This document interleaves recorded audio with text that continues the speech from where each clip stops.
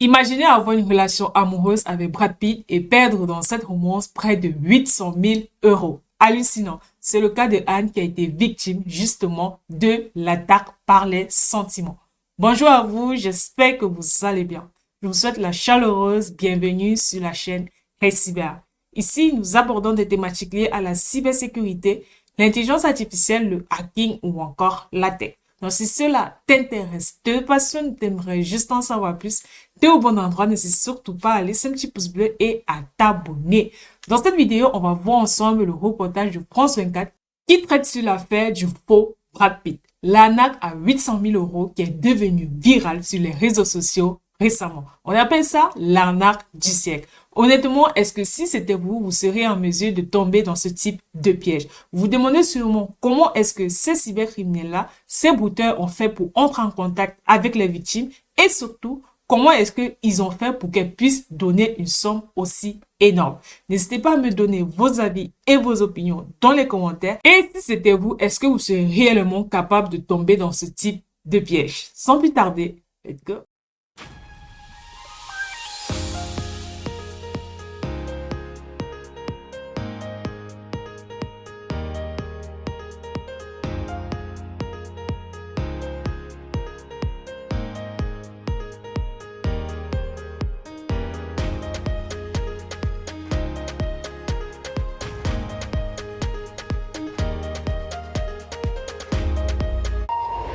Avec ce soir Maya, Anaïs Yatagen, bonsoir. Et vous revenez sur cette histoire devenue virale, diffusée par nos confrères de TF1 le 12 janvier dernier. Une Française de 53 ans racontait à visage découvert comment elle s'était faite arnaquer en ligne.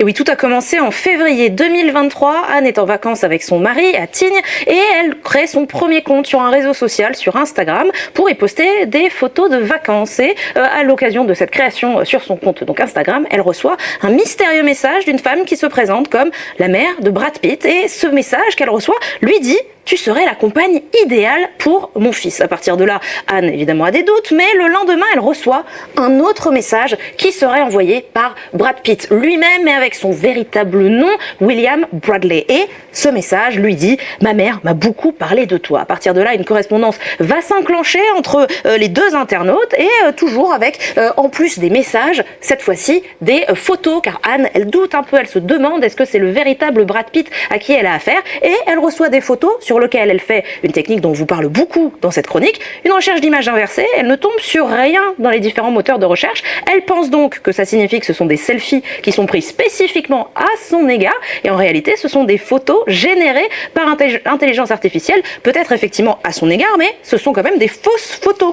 Et Anne va se dire, bon bah les photos peut-être, mais peut-être que je pourrais parler directement à Brad Pitt, faire une conversation téléphonique par exemple, et là à chaque fois il y a différentes excuses qui sont avancées par le pseudo-acteur, ou encore des deepfakes à l'image de celle-ci que vous pouvez entendre derrière moi, la voix de Brad Pitt, la tête de Brad Pitt, mais ce sont de fausses images, une fausse vidéo. Et enfin, la stratégie d'escroquerie va se renfermer sur Anne avec d'autres comptes, des mails, des comptes sur Instagram qui lui envoient des messages et qui essaieraient de prendre de ses nouvelles par exemple. Bref, les échanges ont tous lieu sur Internet et Anne finit par tomber amoureuse et va quitter son mari avec qui elle avait une petite crise conjugale, et elle va divorcer et recevoir près de 800 000 euros à l'occasion de ce divorce. Alors est-ce qu'on en sait un peu plus sur le but recherché par ce faux Brad Pitt?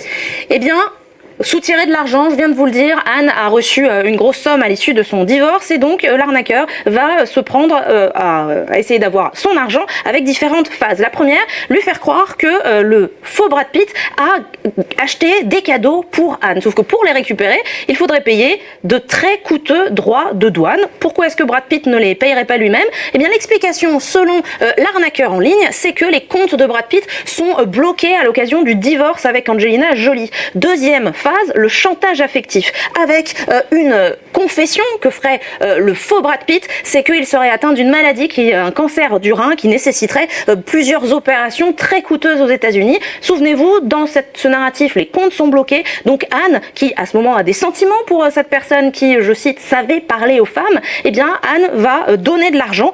Au final, elle l'envoie sur un mystérieux compte en Turquie jusqu'à 800 000 euros, jusqu'à ce que Anne découvre dans la presse People que le Brad Pitt avec qui elle pensait être en relation était en réalité en couple avec une autre femme. Elle le découvre dans la presse People et elle va décider de confronter celui qu'elle pense être son amoureux. L'arnaqueur va aller jusqu'à lui envoyer un faux flash d'information où le faux Brad Pitt annoncerait sa véritable relation avec une Française, Anne.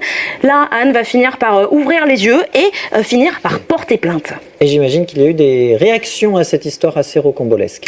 En effet, notamment une réaction de Brad Pitt via l'un de ses porte-paroles qui a été désolé, a dit que c'était terrible que les escrocs profitent de la grande affection que portent les fans à certaines célébrités. Il faut savoir aussi que TF1 a dû retirer de toutes les plateformes ce reportage car Anne a été victime de cyberharcèlement d'internautes totalement lambda, mais même aussi de marques à l'image de Netflix qui se moquent de la situation. 4 films à voir avec Brad Pitt, promis, c'est cadeau. Et Anne, au final, tout le monde sur Internet se demande mais comment est-ce qu'elle a pu tomber dans le panneau, sauf que j'espère l'avoir bien expliqué dans cette chronique. Comme le dit un président d'association d'aide aux victimes, nous sommes tous des victimes potentielles, car le mécanisme d'emprise des escrocs, qu'on appelle dans le jargon de l'Internet des brouteurs, ce mécanisme, il est très bien ficelé dans la perspective d'une arnaque au sentiment. C'est la version en ligne 2.0 d'une arnaque qui est un peu plus vieille, qui s'appelait l'arnaque du mail du prince nigérian, un prince nigérian qui vous propose de l'aide à récupérer sa fortune en échange d'un dédommagement.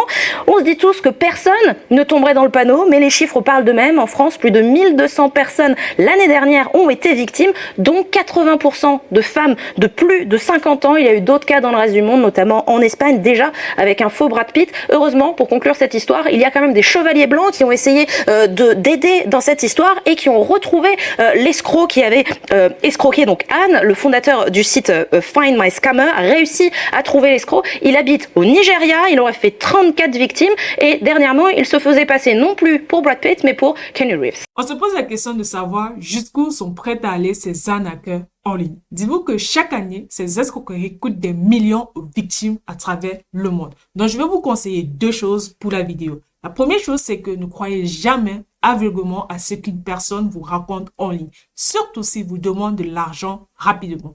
Et ensuite, utilisez des outils comme la recherche d'images inversées justement pour vérifier si le profil est vraiment réel. Parce que aujourd'hui, les cybercriminels utilisent des équipements vraiment sophistiqués pour vous avoir. En plus des arnaques, les cybercriminels et leurs complices peuvent aller encore plus loin. Vous harceler pour que vous ne parlez pas ou même encore ruiner totalement votre réputation. Le cyberharcèlement peut être tout aussi destructeur car il touche votre santé mentale et aussi votre vie sociale. Donc, en termes d'astuces que je vais vous conseiller, c'est que si vous êtes la cible, signalez immédiatement aux autorités compétentes sur les différentes plateformes.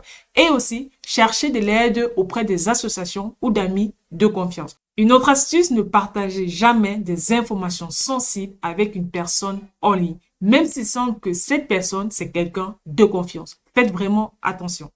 Au final, cette affaire montre à quel point il est important d'être vigilant. Aujourd'hui, Internet, c'est un outil incroyable, mais aussi, vous voyez qu'il peut présenter d'énormes dangers. Nous arrivons au thème de notre vidéo. J'espère que celle-ci vous a été instructive. Le but, c'était de ressortir les dangers, justement, de Internet en ligne. Parce qu'aujourd'hui, les cybercriminels sont sans pitié, comme vous avez pu voir au cours du reportage de France 24. N'hésitez pas à me donner vos avis, vos opinions sur le sujet. Laissez un petit pouce bleu, abonnez-vous si vous êtes nouveau ou nouvelle. Et je vous dis à très bientôt pour une nouvelle vidéo sur Cyber.